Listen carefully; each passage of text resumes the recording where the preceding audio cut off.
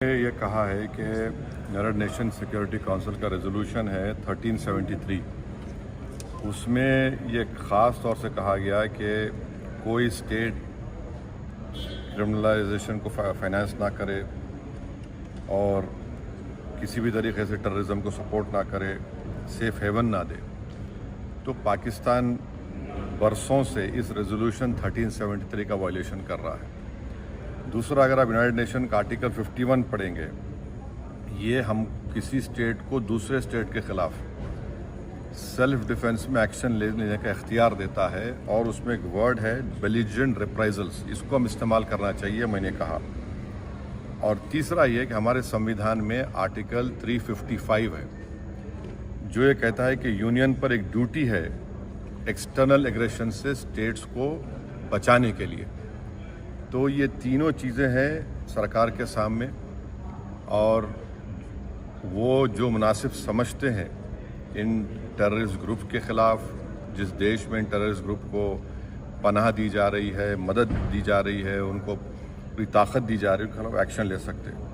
चौथी बात यह है कि इंटरनेशनल लॉ इस बात की इजाज़त देता है कि हम नेवल और एयर ब्लॉकेट करें पाकिस्तान के सेल्फ डिफेंस में, और सैंक्शंस लगाएं पाकिस्तान के ऊपर, ख़ास तौर से आर्म्स सेल्स में।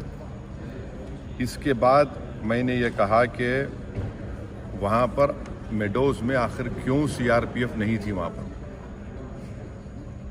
क्योंकि मैंने पूछा है कि जनवरी में सीआरपीएफ के 2 यूनिट को हटा लिया गया था वहाँ से। उसी सिलसिले में मैंने ये भी पूछा कि क्विक रिएक्शन टीम को 1 घंटा लगा ऊपर पहुँचने के लिए, जब तक ये पूरे शयातीन, ये तमाम जालिम लोग वहाँ पर मज़हब पूछकर गोली मारते रहे।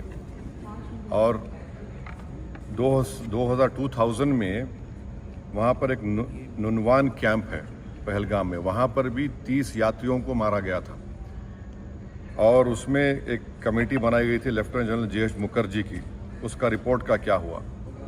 तो ये सब बातें हमने कही हैं, और हम उम्मीद करते हैं कि साथ ही साथ मैंने ये भी कहा कि कश्मीरियों के ख़िलाफ़ और कश्मीरी स्टूडेंट्स के ख़िलाफ़ जो झूठा प्रोपेगेंडा किया जा रहा है वो रुकना चाहिए। और अगर लोग सोशल मीडिया में या टीवी चैनल के कोई एंकर्स हैं, ये भी मैंने कहा, अगर वो हिंदू मुसलमान नफ़रत में इजाफा करेंगे तो वो लश्कर तैयबा मुस्कुराएगा उनके ऊपर, पाकिस्तान मुस्कुराएगा उनके ऊपर। आप इस तरह से किसी एक समुदाय को, जो इस बाइज़्ज़त इस मुल्क के शहरी हैं, और मुसलमानों का इससे कोई ताल्लुक़ है ना कभी रहेगा, यकीनन हम मान रहे कि इन दहशत गर्दों ने किसी का रिलीजन पूछकर उनकी जान ली, वो कंडेमनेबल है, मेरे पास तो अल्फाज भी नहीं है। मगर अगर आप उसके जवाब में अगर यह करेंगे तो फिर हम उन लोगों को ताकत बख्श देंगे जो इन्होंने इस तरह का टेररिज्म किया।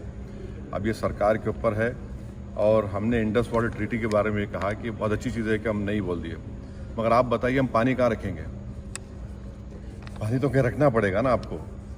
तो और इसमें आप देखिए कि इंडस वाटर ट्रीटी में जो चिनाब का इलाका है वो पूरा पहाड़ी इलाके से पानी जाता है, जहलम का जो है वो ज़मीनी इलाके से जाता है, और वर्ल्ड बैंक इसका इंटरलॉक्यूटर है। तो इस पर हमने कहा कि इस पर देखने की ज़रूरत है, और सरकार जो भी एक्शन लेगी हमारे देश के तमाम लोगों को उनकी जान और माल को बचाने के लिए, ख़ास तौर से इस बुज़दिलाना वहशियाना दहशतगर्द हमले के बाद, हम उसकी तायीद करेंगे। ये कोई सियासी मसला नहीं है, ये हमारा नेशनल मुफाद है, नेशनल इंटरेस्ट में है, और हम उनके साथ खड़े रहेंगे। सर, ये आपने इंडस वाटर ट्रीटी पे बोला, तो क्या आप बोल रहे हैं कि रिएक्शन नहीं लेना चाहिए क्या? नहीं, मैं ये देखिए, आपने तो देखिए वर्ल्ड बैंक इंडिया और पाकिस्तान में बैठकर ये ट्रीटी करवाया, वो उसका इंटरलॉक्यूटर है।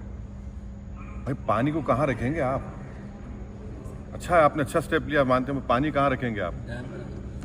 आप भाई डैम बनाइए ना। एक स्टैंडिंग कमेटी थी, उसने इसको कहा था कि उनको इंडस नहीं, अब वो उसमें मत जाइए। मैंने ये कहा कि अच्छा आपने लिया है जो steps cabinet committee on security में लिया आपने, ठीक है, मगर वर्ल्ड बैंक इंटरलॉक्यूटर है उसका, तो वो भी देखे, इंटरनेशनल लॉ से देखने की जरूरत है। पाकिस्तान ने शिमला अकॉर्ड भी कैंसिल कर दिया। अब वो तो सरकार से पूछिए, हमने कहा ये बात कही।